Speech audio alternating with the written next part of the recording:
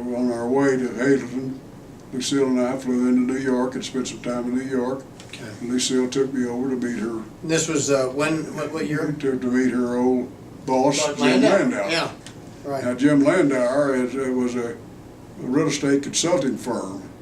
He had a real estate consulting firm that represented some very big investors over the years and got to be nationally known.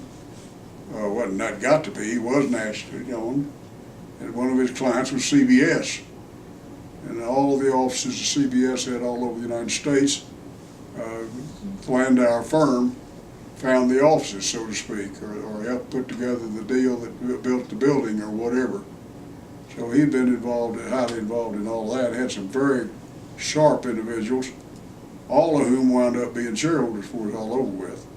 Of your shareholder view. But anyway, Okay. Jim thought it was very intrigued with me, and of course thought highly of your mother, Okay. and put $10,000 into, I think it's 10,000, something like that, into exchange for stock.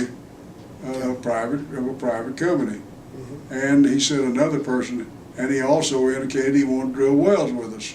Okay. Anyway, and if he could, and that was one of the reasons he wanted equity and also Working interest. Drilling participant. Yeah.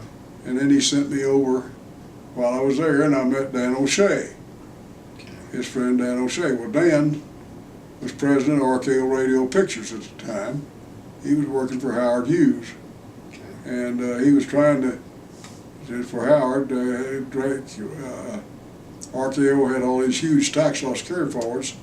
He was trying to make it look like it was still in the movie business, and kind of halfway made movies, but kept it alive while Howard was using it to use up all the tax loss carryforwards and a lot of his other ventures that he was putting into there to use up the losses.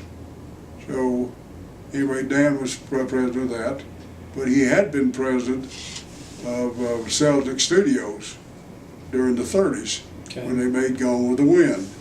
Oh, He was president of... What was it called? Celtic? Selznick. S-E-L-Z-N-I-C-K.